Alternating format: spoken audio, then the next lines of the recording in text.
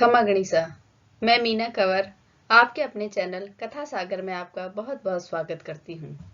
आज की कथा है सोमवार की व्रत कथा, शिव जी की व्रत कथा। एक समय की बात है, किसी नगर में एक साहूकार रहता था।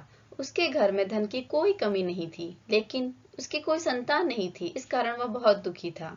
पुत्र प्राप्ति के लिए वह प्रत्येक सोमवार व्रत रखता था और पूरी श्रद्धा के साथ शिव मंदिर जाकर भगवान शिव और पार्वती जी की पूजा करता था। उसकी भक्ति देखकर एक दिन माँ पार्वती प्रसन्न हो गई और भगवान शिव से उस साहूकार की मनोकामना पूर्ण करने का आग्रह किया।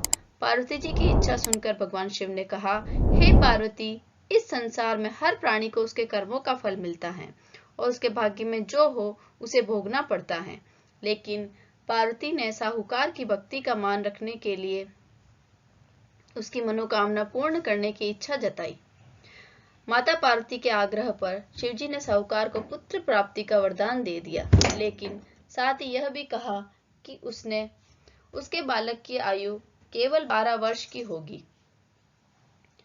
माता पार्वती और भगवान शिव की बातचीत को साहूकार ने सुन लिया। उसे ना तो इस बात की कोई खुशी थी और ना ही कोई दुख था। वो पहले की ही भांति शिव जी की पूजा करता रहा। कुछ समय बाद पार्वती जी के साहूकार के घर एक पुत्र का जन्म हुआ। जब वह बालक 11 वर्ष का हुआ तो उसे पढ़ने लिखने के लिए काशी भेज दिया गया। साहूकार ने पुत्र के मामा को बुलाकर उसे बहुत सारा धन दिया और कहा कि तुम इस बालक को काशी विद्या प्राप्ति के लिए ले जाओ और मार्ग में यज्ञ कराना। जहाँ भी यज्ञ कराओ वहां ब्राह्मणों को भोजन कराते और दक्षिणा देते हुए जाना। दोनों मामा भांजे इसी तरह से यज्ञ कराते और ब्राह्मणों को दान दक्षिणा देते काशी की तरफ चल पड़े।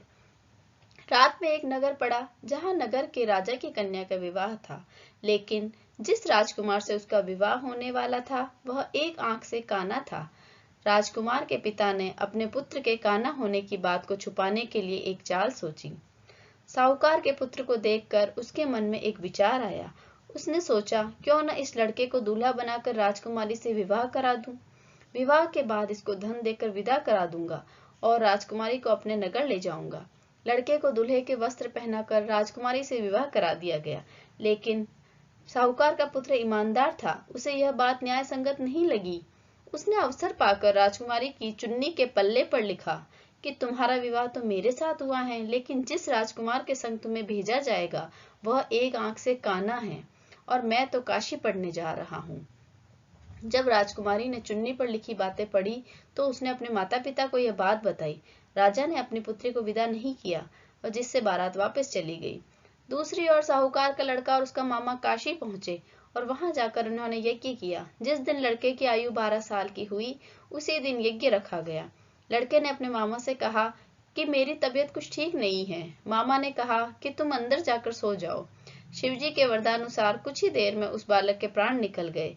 मृत भांजे को देख उसके मामा ने विलाप शुरू किया। संयोगवश उसी समय शिवजी और माता पार्वती जी उधर से जा रहे थे। पार्वती ने भगवान से कहा, स्वामी, मुझे इसके रोने के स्वर सहन नहीं हो रहा। आप इस व्यक्ति के कष्ट को अवश्य दूर करें।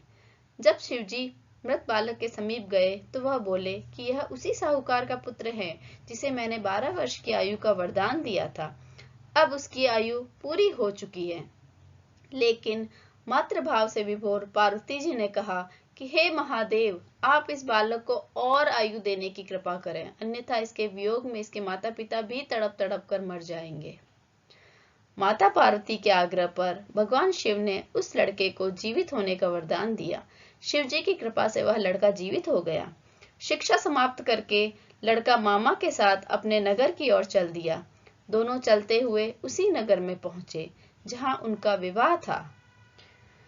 उस नगर में भी उन्होंने यज्ञ का आयोजन किया। उस लड़के के ससुर ने उसे पहचान लिया और महल में ले जाकर उसकी बहुत खातिरदारी की और अपनी पुत्री को विदा किया। इधर साहूकार और उसकी पत्नी भूखे प्यासे रहकर बेटे की प्रतीक्षा कर रहे थे। उन्होंने प्रण कर रखा था कि यदि उन्हें अपने बेटे की मृत्यु का समाचार मिला तो वह भी प्राण त्याग देंगे, परंतु अपने बेटे के जीवित होने का समाचार पाकर वह बेहद प्रसन्न हुए। उसी रात भगवान शिव ने व्यापारी के स्वप्न में आकर कहा, हे श्रेष्ठी, मैंने तेरे सोमवार के व्रत करने और व्रत कथा सुनने से प्रसन्न होकर तेरे पुत्र को लंबी आयु प्रदान की है।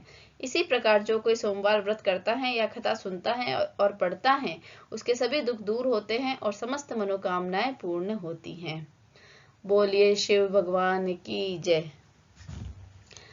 यदि आपको ये कथा अच्छी लगी हो, पसंद आई हुई हो, तो प्लीज़ मेरे जो चैनल है उसे लाइक करें, सब्सक्राइब करें, कमेंट करें और भी अपने जो भी रिश्तेदार हैं, भाई हैं, मित्र हैं, बहनें हैं, सबके साथ शेयर करें।